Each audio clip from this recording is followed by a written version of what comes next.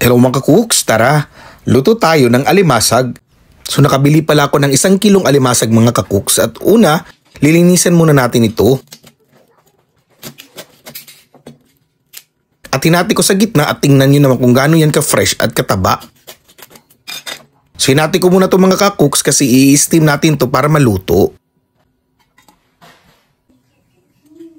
Pagkatapos ng ilang minuto, luto na ito mga cooks. Susunod is mag-prepare naman tayo ng kanyang sauce. So ang ginamit ko pala dyan is butter at saka maraming garlic.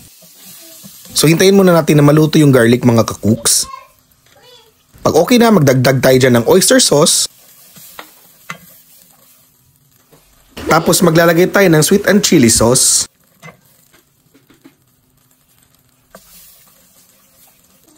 Naglagay din tayo ng konting paprika at saka paminta.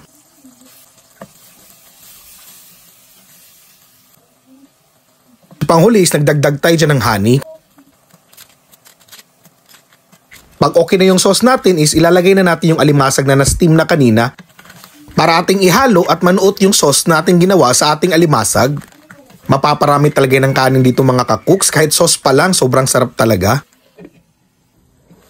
Pagkalipas ng ilang minuto, goods na to mga cooks at pang garnish naman is naglagay tayo ng spring onions. Ang sarap talaga nito, yummy!